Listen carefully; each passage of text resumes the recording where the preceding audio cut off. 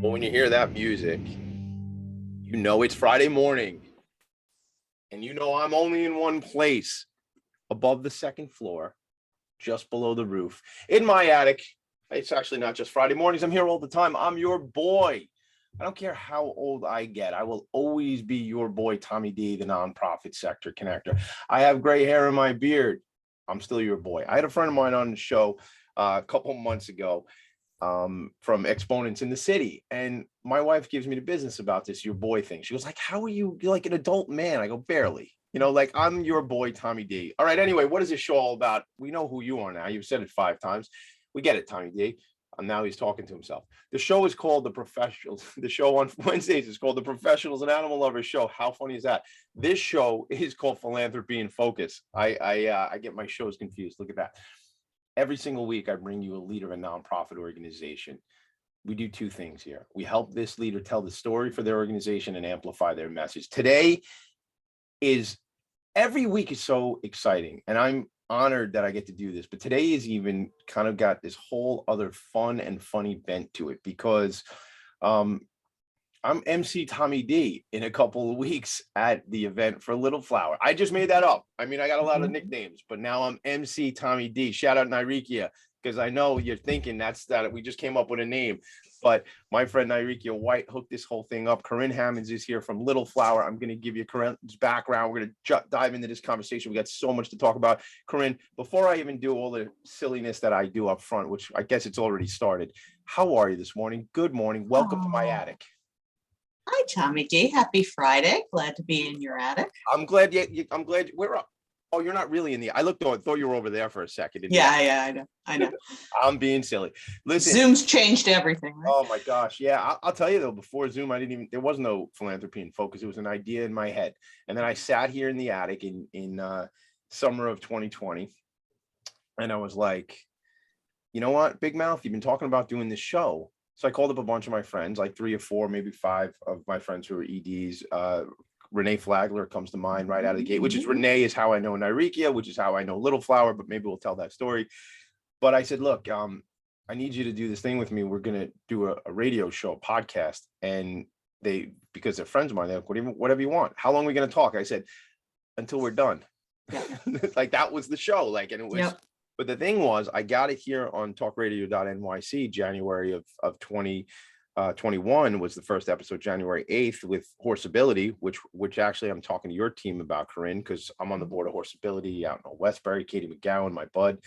I literally go to that place and I feel my blood pressure like sort of relax. The horses have this incredible effect on us as human beings. And I was just on the phone with my co-host last night from the other show that I started to mention as this show is starting, PALS, the Professionals Animal Lovers Show. And we have some folks coming on. There's so much science now that I'm learning about horses and about how they affect us, and some really cool stuff. So anyway, I'll share that, guys, on the internet for you, and we'll get to that at another time. But I'll tell a quick story, and I did it in a video for this show. So a bunch of years ago, I go to the Long Island Imagine Awards, which this year is the 10th anniversary of the Long Island Imagine Awards, coming up in April. Everybody, reach out to me, TommyD.NYC on TikTok, Instagram, or TommyD@philanthropyandfocus.com if you're not hooked in for the Imagine Awards. The second annual New York City Imagine Awards applications are out right now. So I don't even know if you know this, Corinne. So I'm at the Imagine Awards, and I'm like, now our firm has been a platinum sponsor for the last 3 or 4 years. Back in the day, we were not. We were just attendees. And like I guess most things in life, right or wrong, we had a seat way away from the stage. Now, because we write checks, we get to go by the front of the stage. Right. But I happen to be seated towards the back of the room, and like a table or 2 away from us was this group of women, all dressed incredibly well, like looking cool, like red dresses, the whole thing, right? So I go and they're one of the finalists in one of the Imagine Awards. So I go over, and it's called Girls Inc. of Long Island. And I love a name that like actually just tells you what it is. Absolutely. Right? Like, and we're working through a rebrand on a couple of projects I'm on right now. And I'm like, that there's a lot to be said in that when you just say what you do. So I go, I think I get what you all do. I want to be friends with you. Can you take a picture with me? And I got probably like a red velvet jacket on or something, because I'm silly. And I take a picture with these women, and then they became my friends. So Nyrikia calls me in the summertime, I think last year, and she goes, I see you doing these days of service, and I see you hooking up with the Allied Foundation, and we'd love a relationship with the Allied Foundation. And I'm like, that's easy. Let me just call Heather. Like, I'll just make that happen, right? Not about me, about the fact that we can leverage each other in relationships, right? So that's kind of where this nonprofit sector connected thing comes in. Nyrikia tells me about Little Flower. I come out. I did some days of service out there. I was just on campus again this week because I'm going to be the MC of the Fostering Hope event, which is May 12th, which I want you all to know about. But Corinne and I will talk about that later on in the show. But May 12th, May 12th, May 12th. Write it down. Write it down. Write it down. And you can Tommy, I was so happy you told that story about Girls Inc. So I know Nyrikia is an alum. She used to work there, but also my dear friend Neela Lockle, who's a great nonprofit leader on Long Island, ran that organization, now runs the EAC network. So it's always a small world on Long Island. What is her name? Neela Lockle. Neela. So I don't know. Maybe I do know Neela. I recognize the name Neela, but and she's over at EAC Network. You're saying? Yeah. Again, that's our sector though, right? Like I'm here on Long Island. Little Flowers here on Long Island. First of all, Girls Inc. Incredible. Actually, I didn't even mention it. Sam Leibowitz, our executive producer, gave us the opportunity here at Talk Radio NYC to adopt a nonprofit. And this year it's Girls Inc. of Long Island. And I failed to mention that in all the stuff I was saying. So shout out to Neela, shout out to Renee and team. Thrilled to be friends with that group and certainly to be friends with your group. All right, let's jump into this. AB from Harvard in economics. Okay, so that's an advanced bachelor's degree. Is that right? Just another word for a bachelor's degree. All right, good. Bachelor's degree from Harvard, master's in public policy from NYU Wagner. In 2020, executive certificate in nonprofit management from Georgetown McCourt School of Public Policy. All right, these are our people, nonprofit folks. Get in there, get educated, and do the work. 6 years at Safe Horizon as vice president. The CDC, Community Development Corporation, Executive Vice President, Community Development Corporation of Long Island. That is, slow down, Tommy, too much caffeine. And Corinne's coming up on her 7th year with Little Flower. May 26th. I love an anniversary. So May 26th will be 7 years. Yeah. So big day on the 12th and big day on the 26th of May. So that's something to celebrate. I think there might be a lunch in that. We have to talk about that. I'll take you out for lunch. So, I want to start here because I always like to start here, Corinne. I know as a nonprofit leader, no one does this stuff for the accolades. You do it for the service, right? And most of my friends who lead organizations say, Tommy, it's not about me, it's about my team. And that I don't poo-poo that. That's real stuff. I get it. At the same token, though, people have choices in life to go in different directions. I think in a lot of the cases and the leaders I meet with, and not just, the top, not just the very important top officer, not just that person, but anybody organizationally that decides to go into this service sector, there's something there. So can you tell me, I feel like James Lipton in Inside the Actors Studio. I love that show, by the way. So tell me, like, what was that? What drew you to this work? Was there a story? Is there a catalyst? What happened that you said, you know what, that's where I'm going? Yeah. So you want to do James Lipton? We could do the Proust questionnaire. I was Inside the Actors Studio super fan. So I'm up for that. Maybe next time. Love it. So you might have noticed I don't have a Long Island accent. I have a little bit of a Maryland accent, and that's because I'm from Baltimore. Had a really happy childhood there, grew up, went to an all-girls school for 12 years, which was a hugely formative experience, and was very taken early on by the complexity of Baltimore. This was the crack era. This was the era of gun violence. Certainly remains a very segregated city, and really had a passion for service. I did internships for political campaigns and even a community development corporation in Baltimore at the time, but have always had other interests. I love economics. I'm interested in the markets and how they work. I love writing. And so when I finished college, I thought I would do a corporate job that tried to combine my interests. And I started working at a bank in public finance. And only time I've ever quit a job. I left after about 2 weeks. I knew it wasn't for me. I didn't like the way they were running their corporation, and I didn't see myself there. Moved over to publishing, thought I would understand that world. Really loved that a lot, but it didn't feel like my passion. And I wanted to do my passion every day. Something I could say as a 23-year-old, probably not something I'd say now, So I took an entry-level grant writing job at Safe Horizon, which was then called Victim Services, and absolutely fell in love. So I am a person who has come up the ranks in nonprofits. When I was at Safe Horizon, I worked in fundraising, I worked in program, worked in finance, and I helped to support our efforts after 9/11. Since we were a crime victim support organization and 9/11 was a crime, we were hugely involved in the response, and that was very formative for me. And I've been doing nonprofit work ever since. Violence and victimization, housing, which I believe is the key to stability. And then, of course, this very in-depth human services work that we are privileged to do at Little Flower. Yeah, you know, I can't say thank you for all that context. I got a page of the notes. I always, even though I'm doing a radio show here, I'm always like, I gotta write all this down. I gotta write it down. But it's that to me, I love you came up through the ranks and you tell that story, because there's so much in that, in my opinion, that coming up from the ranks, you've seen it. You know the stuff, right? You know how it's done, you know how the work is done. And I think from a leader, at least me looking towards a leader, right?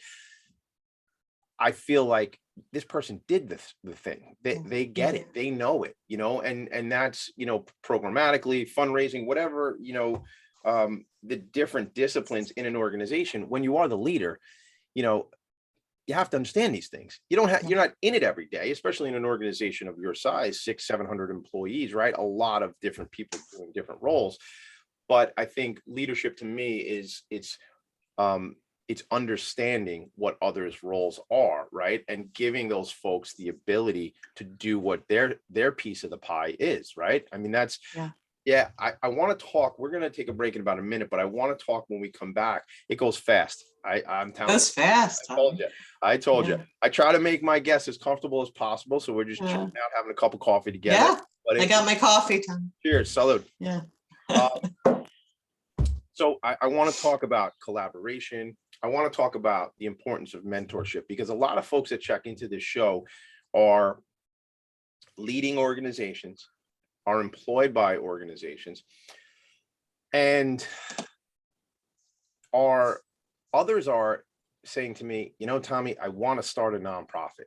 And I always say, I think that's awesome that you have something you want to do. My opinion on it, and again, I don't know everything, but I'm saying it might make sense to talk to some organizations who are doing that type of work, right? Maybe become a program of somebody's, or you might find something that no one's doing. And then, okay, then we got to talk about it. Maybe you go do it, right? But I want to play around with mentorship, because in the bio I have, I mean, it says here that you have both formal and informal mentorship, right? That you personally do. And I grew up a sales guy. I'm always going to be a sales guy, right?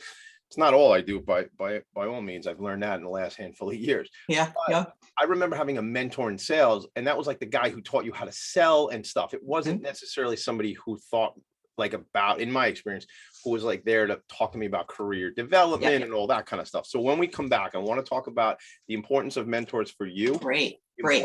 You like that topic? That's good. Love that topic. Good. I thought you would like that. So we'll talk about that, how it affects your organization, and we're going to get into Little Flower on a whole, the programs, the whole thing. All right. Super. All right. Thanks for being here, Corinne. We will be right back. It's Tommy D, the nonprofit sector connector. The organization is Little Flower. The leader is Corinne Hammonds. And I'm your boy, Tommy D. We'll be right back. Are you a business owner? Do you want to be a business owner? Do you work with business owners? Hi, I'm Stephen Fry, your small and medium-sized business, or SMB guy, and I'm the host of the new show, Always Friday. While I love to have fun on my show, we take those Friday feelings of freedom and clarity to discuss popular topics on the minds of SMBs today. Please join me and my various special guests on Friday at 11 a.m. on talkradio.nyc. Are you a conscious co-creator? Are you on a quest to raise your vibration and your consciousness?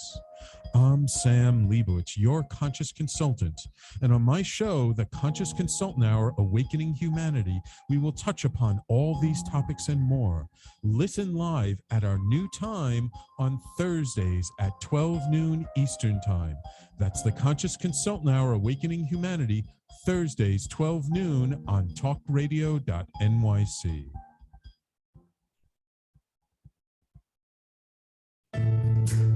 Are you on edge? Hey, we live in challenging, edgy times, so let's lean in. I'm Sandra Bargman, the host of The Edge of Every Day, which airs each Monday at 7 p.m. Eastern Time on talkradio.nyc. Tune in live with me and my friends and colleagues as we share stories and perspectives about pushing boundaries and exploring our rough edges. That's The Edge of Every Day on Mondays at 7 p.m. Eastern Time on talkradio.nyc. You're listening to Talk Radio NYC. Uplift, educate, empower.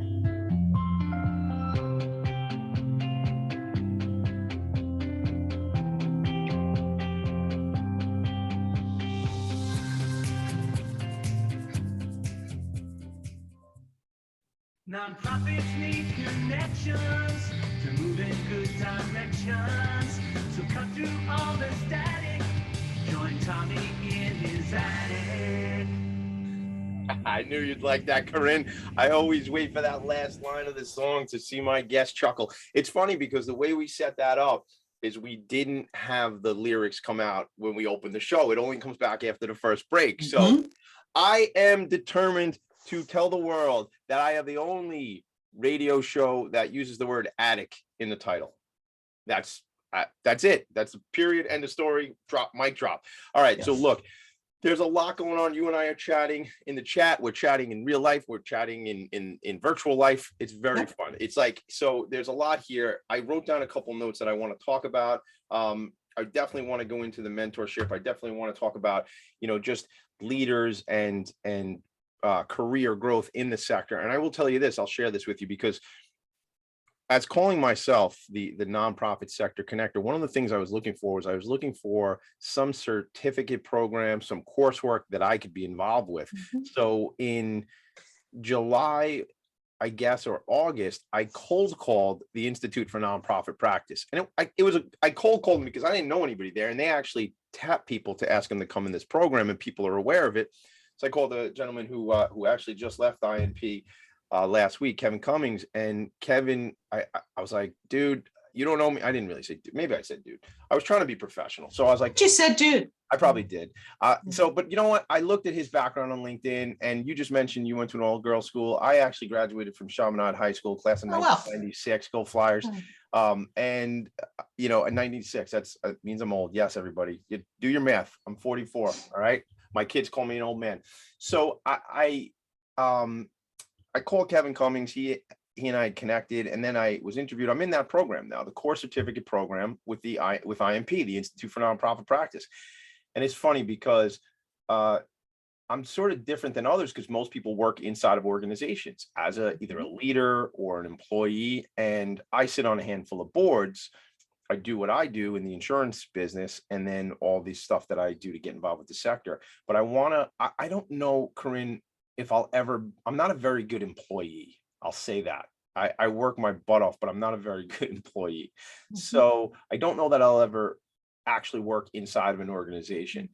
But I want to talk to you about the importance of mentorship now and the opportunity for folks to get involved with the sector, because there's everybody I talk to who leads organizations has openings for people, right? For staff. So let's tackle this from what's available and mentorship together. Oh, so much to talk about. I mean, I guess I'll start with the board because you mentioned that our board is made up of 19 volunteers many of whom have been involved with Little Flower for decades. And a lot of them spend a lot of time on our governance and strategy and making sure we're sound financially, and are so devoted to our mission. So if people are thinking a nonprofit might be for them, they don't necessarily, to your point, have to become a nonprofit employee. Right. Boards are always looking for people who are willing to think about the governance of organizations and leave the operations to paid professionals like us. Yeah. As for our field, I can speak for Little Flower, but really for all like organizations, we always have job openings. Please check our website. All different kinds of interesting roles where you can grow and make a career. We can't offer huge salaries, but we offer, I think, the privilege of working at a place where we can truly make a difference short-term and long-term. And for the right people, that is a good way to spend their lives. I chuckle when you talk about people wanting to start a nonprofit. I think when people talk about nonprofits, and you've probably covered this on other shows, you think of like a grassroots collective in the 60s. We're running big, complicated organizations with risk management and strategy and long-term growth projections. And so if you're looking for easier work, nonprofit is not for you. And you're stewarding, you're stewarding other people's monies to get a job done, whether they be public or private dollars. I mean, that's a big responsibility too. And I've had a lot of leaders of organizations, a lot of local leaders of organizations on the show, some who have come, I'll use, you talked about housing earlier. I'll use Lee Silberman, our friend from Habitat, right? Yep. Habitat of Suffolk County, Habitat for Humanity. Lee's been on the show. I've done some other interesting things. I did a Clubhouse interview. I brought Lee onto that. And, there's the misconception, and I believe that's the right word, that a not-for-profit signifies that it's not a business. I mean, correct me from your perspective, but I go, nonprofit means filing status. It's a tax filing status. It's a tax status. Right? That's it. This is a business. So I see it somewhere in the middle, because I don't want to overcorrect. If I wanted to run a business, I would love to run Google, right? Sure.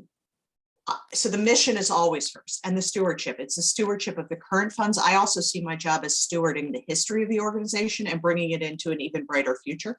But what I do every day is run the business operations to make sure we're sound and strong. So it's not just a business, but it is a business. I have a lot to say on that mentorship question. Yeah. So I was always mentored, and I didn't always seek it out, at nonprofits, for better or for worse. If you work hard and you take a lot on your plate, usually your reward is more work, right?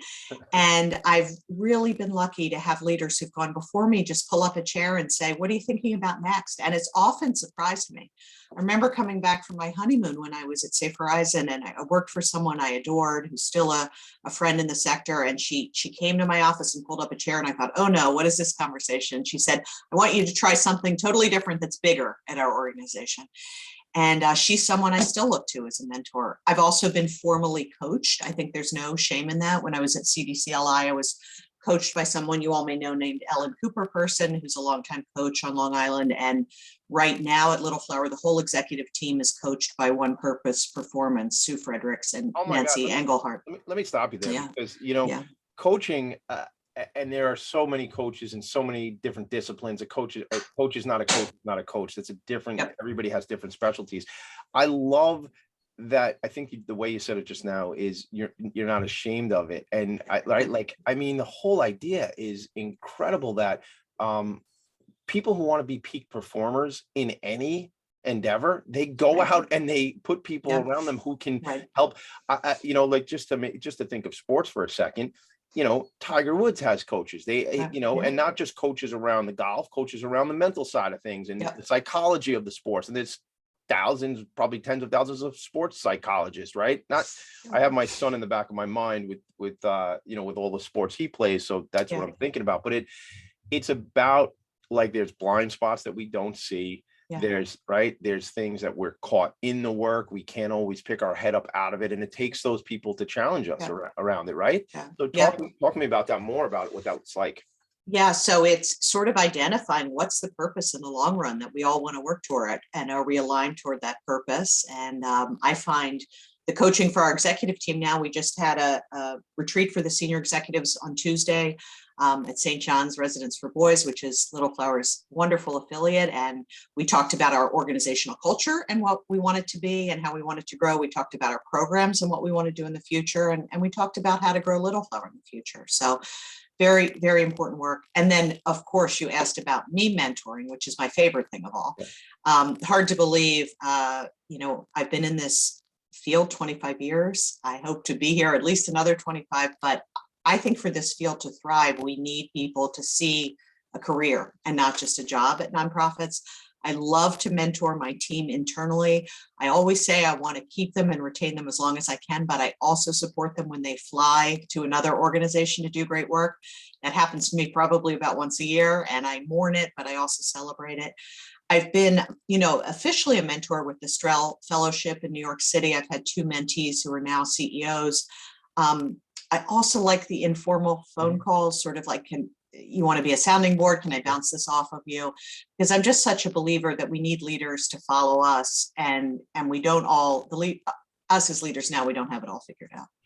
Yeah, and I think we're, even growing up, and my first job out of school, I was a bartender for many years, and when I graduated from college, I went to work for ADP, and I had like informal relationships and things like that from mentorship, and I remember saying like, I was a young kid. I'm nobody's mentor. Like, I'm not trying to be mentors. And I remember a leader in the organization came up to me and would say, hey, listen, like, I was kind of a knucklehead at the time.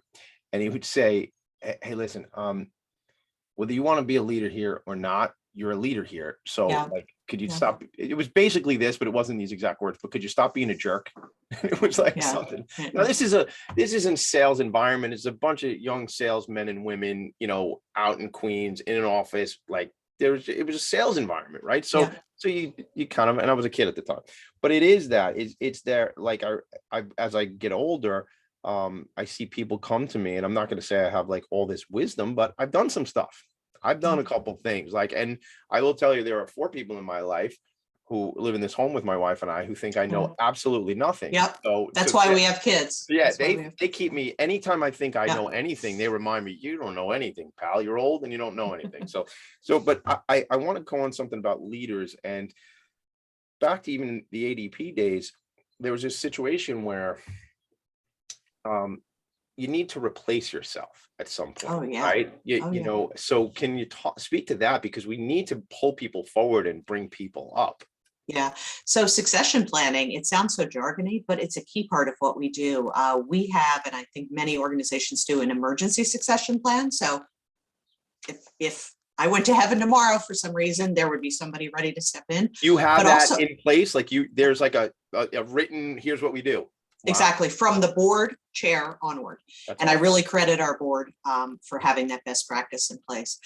And then in addition, we think about long-term succession. I personally think it's a best practice for an organization to look externally also when they replace a leader.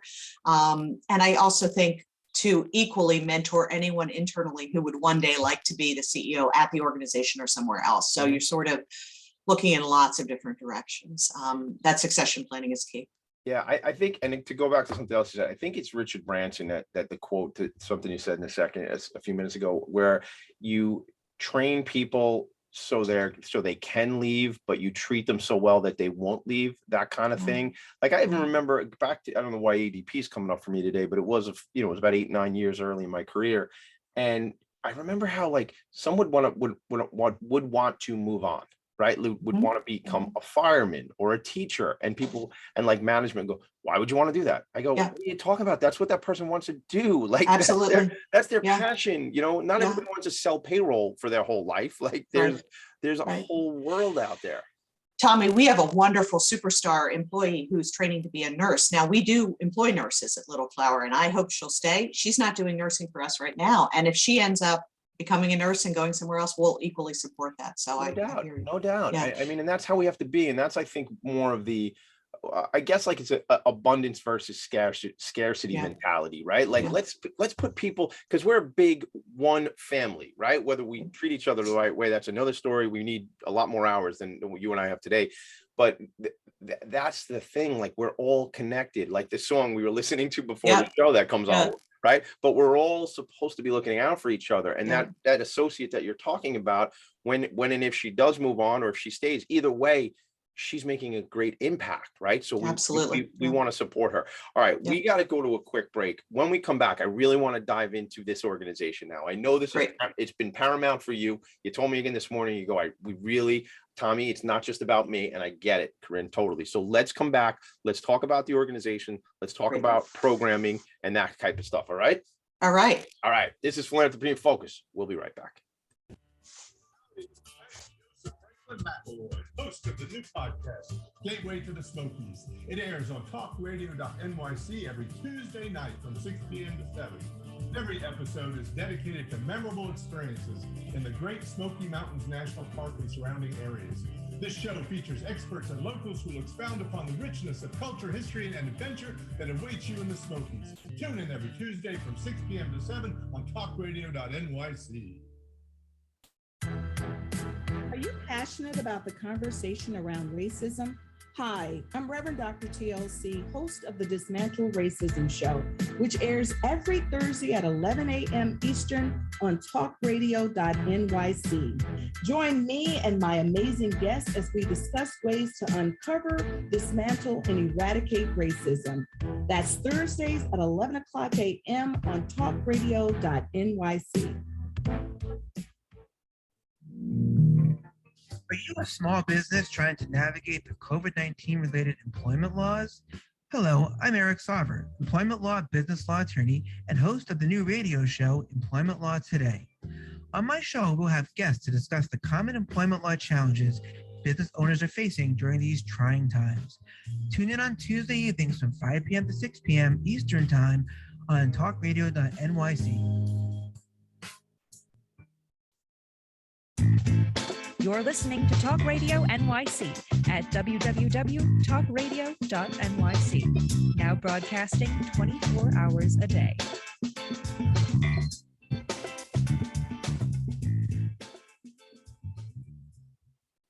Nonprofits need connections to move in good directions.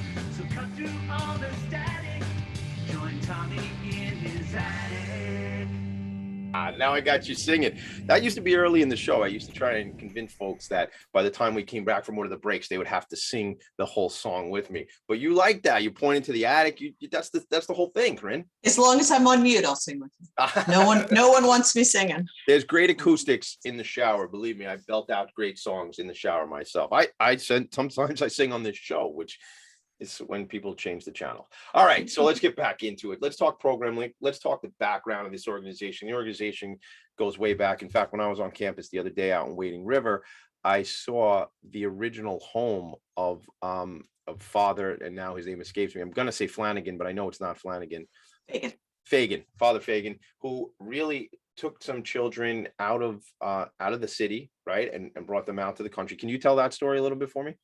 Love to tell that story. I just wanted to say one thing before we dive into all about Little Flower, and that is, I love talking about leadership. I could talk about leadership all day, but there would be no Little Flower without our frontline heroes. And I don't know if we're coming out of COVID or going into wave 7, but we've been open 24/7 and they've been working 24/7. And so while I'm the one sitting in this chair, as we describe Little Flower, I really want everybody to have in mind the people who are working with our clients and individuals every day. Yeah. So, Thanks for pointing that out. And Yeah. let me just say one thing on that leadership thing. There's another show in the works, and by in the works, it means I've thought of it and that's it. And I've told people about it and that's it. But it's going to be called, and I have to host the show because when I tell you the name of the show, you'll know I have to host it. It's called Important Conversations with Tommy D. So if it wasn't with Tommy D, it could be somebody else's show. But since that's the name of it, but that leadership conversation, I'd love to have you just come. We do a conversation. We can go for days on that one. And would love it. So we'll make that happen. Very cool. Yeah. I'll make a note of that. When I see Tommy D, I'll tell him all about it. All right. So the story. So after World War I, there was a priest named Father Quinn who was in a parish in Brooklyn, in Bed-Stuy, who really was concerned about orphans after the war and gave them the opportunity to come out to what was then the country in Wading River. And he bought some land. He started a summer camp and then an orphanage, which today is our residential program on campus for 100 kids.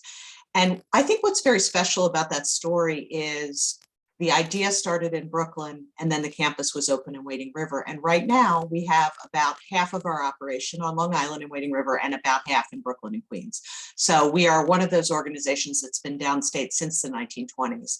And that's not always the case with nonprofits. You might have a Staten Island organization that goes into Brooklyn, something like that. So we're really proud of that. And our workforce is all downstate. So that's the stewardship of that history too, though, to your point. Yeah. So it's yes, the dollars, but it's also that story, because that story. Yeah. And that vision, I would love to know, was that a short-term thing he was thinking about, or would he know he would have a 100-year impact? Separate from us, he's up for canonization in Rome. I mean, he was a wonderful, wonderful man, visionary. So So fast forward, you mentioned Father Fagan. He was the one that really took us from being an orphanage to a cottage style living. So if you come on our campus today, the kids live in homes. There might be 10 of them or 12 of them in a cottage. They have a kitchen, they have a dining room table where they can do their homework. They have a living room, they have TV and video games, basketball hoops. And just really proud. I love if I drive out at night and see them playing ball on the field, just being able to be kids. Our campus is also on a bluff overlooking Long Island Sound. We don't have water access for safety reasons, but I think the therapeutic value of being near the water, I'm a big believer in that, maybe because I'm a Pisces. Well, horses and water is like the thing. So I totally get it. And I mean, we live on an island here. So yeah. We have a VP who's an expert in horses and has wanted animals on our campus. I, of course, always think about risk and liability, but she has had that vision. I'll make no more comments about the horses. That's a conversation for another day. But I will tell you, I was on campus earlier this week and I got to hang out with my friend Enriquea, and I'd been on campus 3 or 4 times. Yeah. But was there to do a task. But my task this week was to go around and check things out, and we took some pictures and some video and stuff. Yeah. And it's such a special place. Yeah, and you discover something new every time. I have 2 daughters who are 13 and 15, so they were little when I started 7 years ago. And the first time I brought them to campus, they gravitated toward the sign honoring Martin Luther King Jr., which is on our campus. That's very special. A lot of historic relics there. We still have an operating convent. We have sisters who live on campus. So very, very special, 117 acres. In addition to the kids who live with us, we have disabled adults who live in residence with us on the campus. And also we have quite a few residences in Queens for disabled adults. And then lots and lots of community programs in the city, foster care programs for kids to live with families throughout the city and Long Island. We have disabled folks in our care who live with families. And then we provide a wide range of medical and mental health services, along with social work and recreation and so much more, to everyone who needs it. And we're really proud. As folks have outsourced their medical and mental health over time, we're really proud we do that in-house and can provide that directly based on the needs of the people we serve. Yeah, I said this I just say things, so I never really remember sometimes where I actually had the particular conversation. But yesterday I was at a lunch. I sit on an advisory committee for an organization called Transitional Services for New York, TSINY. Larry Grubler is a friend of mine. I don't know if you know that group, but I'm happy to make the connection. Please. Yeah, he's the second guest ever on Philanthropy and Focus. And I actually, I was supposed to have a corned beef meal on Wednesday at the Queens Chamber of Commerce luncheon. But we do this other show on Wednesday, so I left before lunch was delivered. So yesterday on St. Pat's, I was dying for, a proper corned beef and cabbage and carrots, potatoes, the whole thing. So I got that. Shout out to Bourbon Street on Bell Boulevard. We were on the rooftop yesterday having that meal.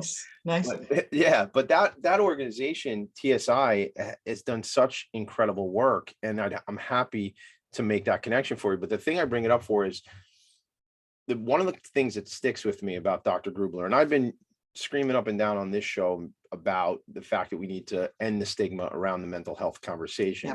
And we're not there, but I think we're real close, because I think it's become kitchen table conversation or dinner table conversation around mental health. I used to probably 6 weeks ago, was whining about the fact that if you break your arm, you go get it healed, and you go to the doctor, and nobody shames you for that. But unfortunately, if you have mental health challenges, we as a society don't look at that the right way. And I mean on the whole planet, but I think we're evolving. So the fact that you address it is, and you're able to keep it in-house, is even greater, because you can provide those services. Although we'll probably talk about collaboration.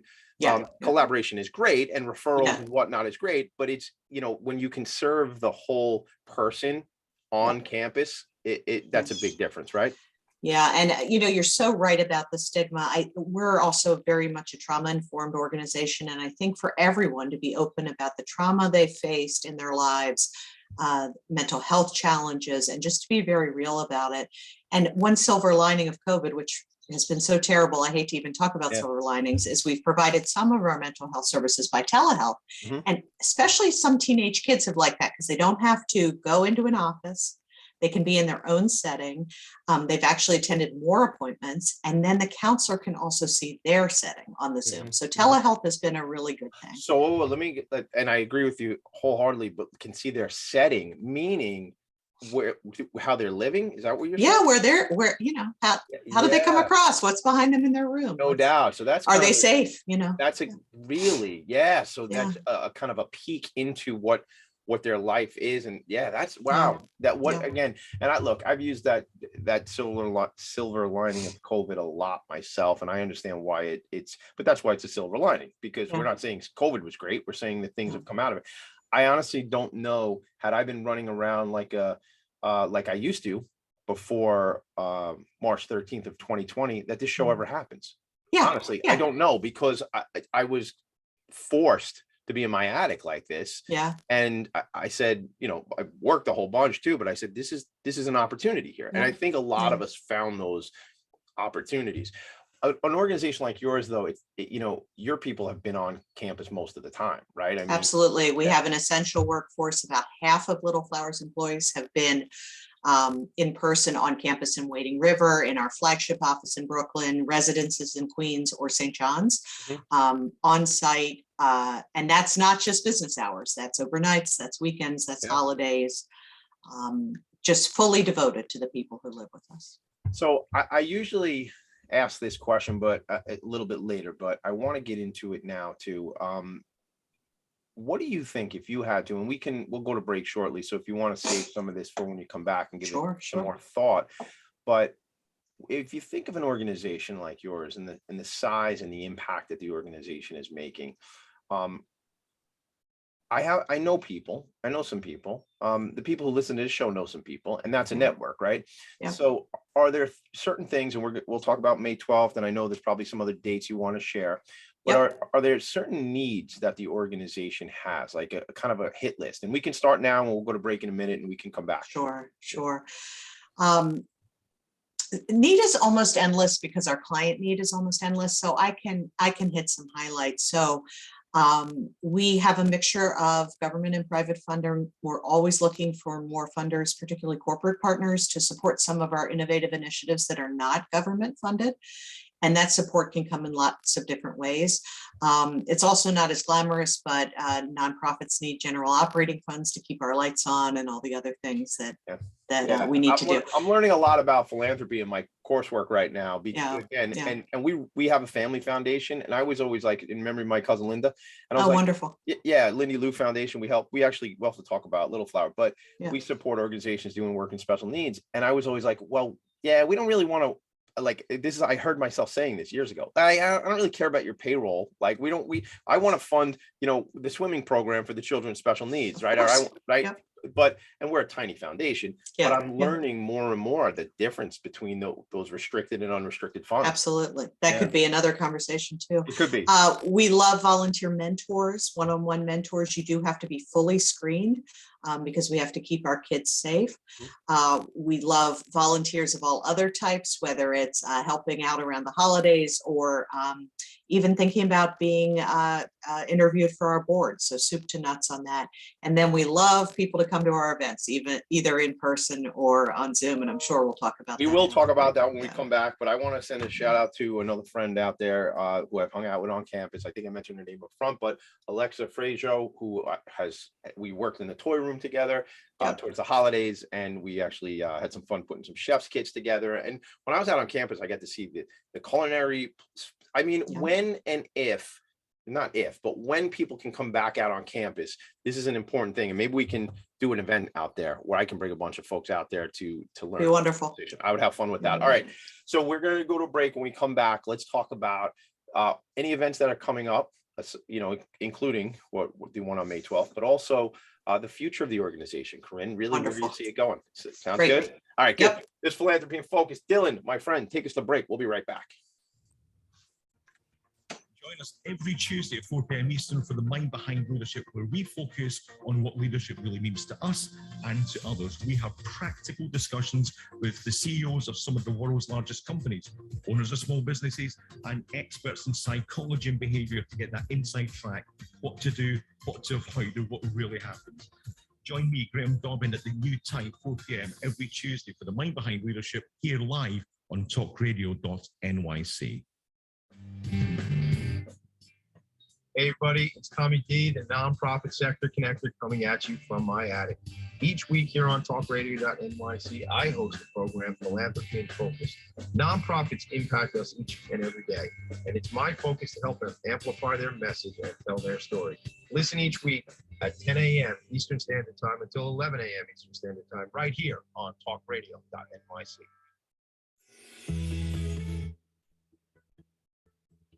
Calling all pet lovers. Pet Avengers, assemble!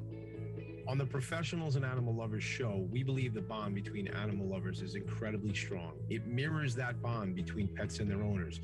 Through this program, we come together to learn, educate, and advocate. Join us live every Wednesday at 2 p.m. at talkradio.nyc. You're listening to Talk Radio NYC at www.talkradio.nyc. Now broadcasting 24 hours a day.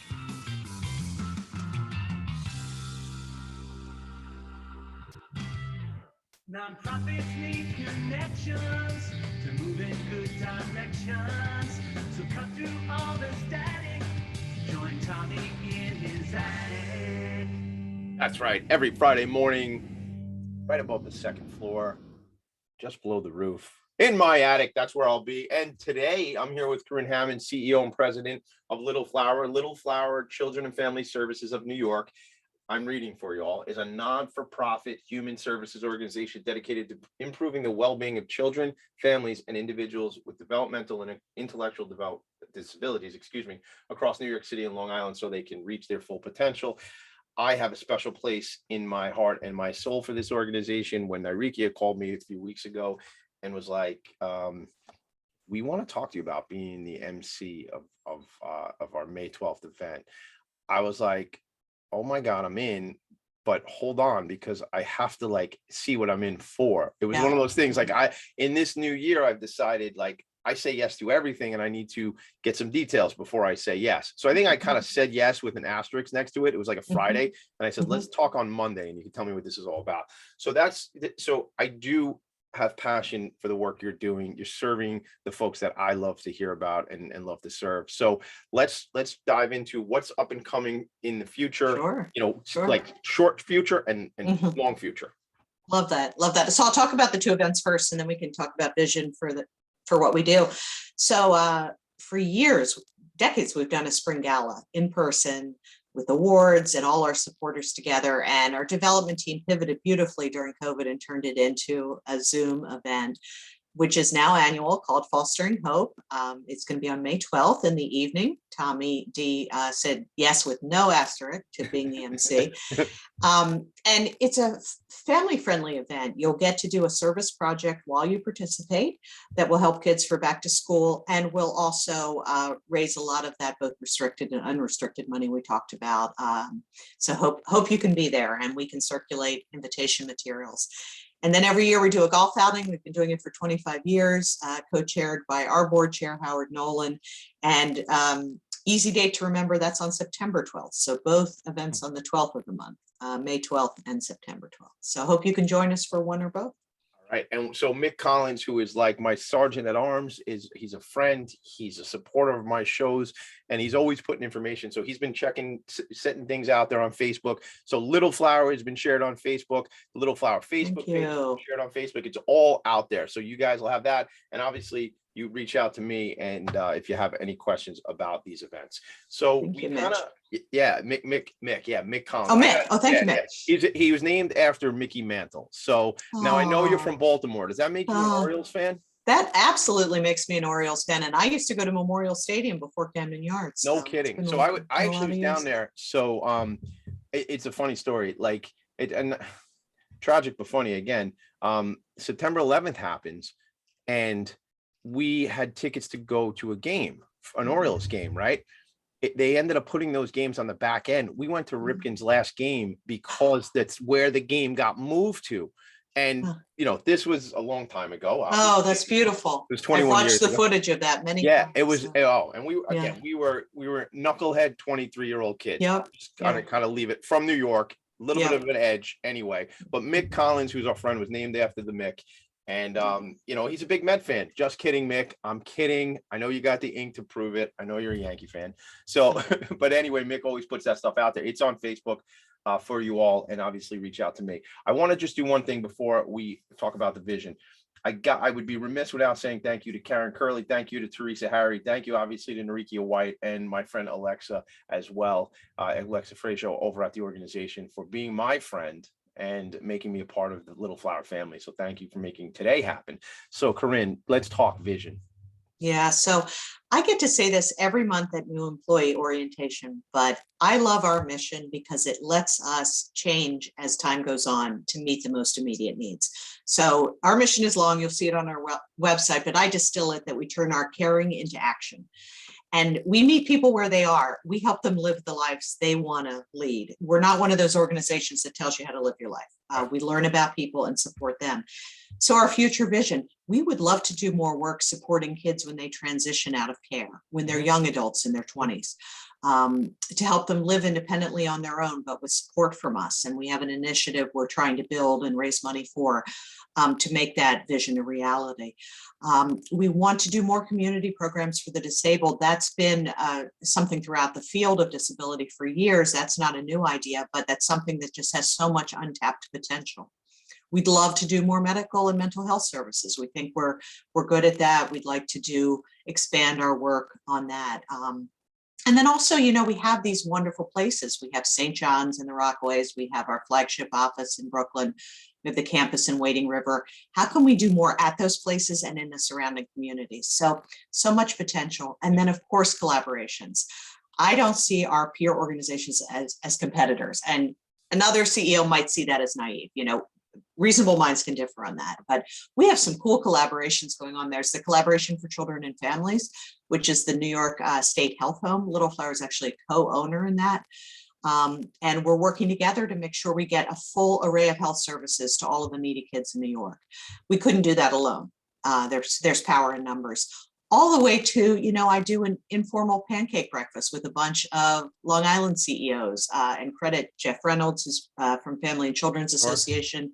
He and I have been doing that together for years to bring this group together just so we can, you know, how do you handle overtime? Oh, how do you handle overtime? You have to. And again, Yeah. you know, it gets lonely at the top sometimes, right? Like, you know, we as leaders, sometimes you can't reach out to, you know, you're supposed to have all the answers, right? Sorry, none of us have all the answers, ladies and gentlemen. It's an announcement. None of us have all the answers. But I you know, Robert Budd's been on this show, right? Yolanda Rabano Gross has been on this show. Your peers.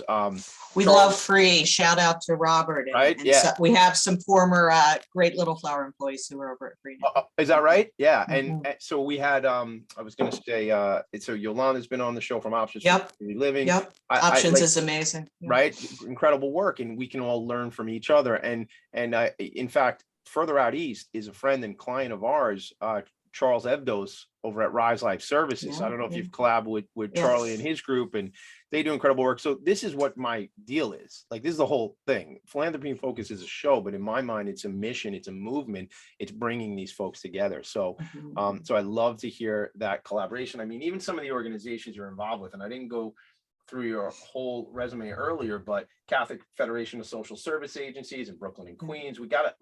I'm very connected to the Queens Chamber of Commerce, so we should talk about that. I sit on the board of the Bayside Business Association, which is how, not about me, but that's how Narikia and Alexa were able to hook up and get like 200 coats, brand new coats from GNADA, the Greater New York Auto Dealers Association, in affiliation with the Bayside Business Association and all this stuff. But that's thank you, Tom. You're welcome. But I don't. It's just plain connector is really all it is for me, you know. But the Health and Welfare Council of Long Island, obviously, you're way deep in the collaboration. The one thing I want to ask you about, you know, it says you're a member of New York City's mayor's nonprofit resiliency committee. So two things. I sit on the nonprofit committee with the Queens Chamber of Commerce, so would love to talk about that at another point. With a new administration, this is, this information might be, a bit dated. I've had it for a Yep, little while. yep. So are you still going to be as involved?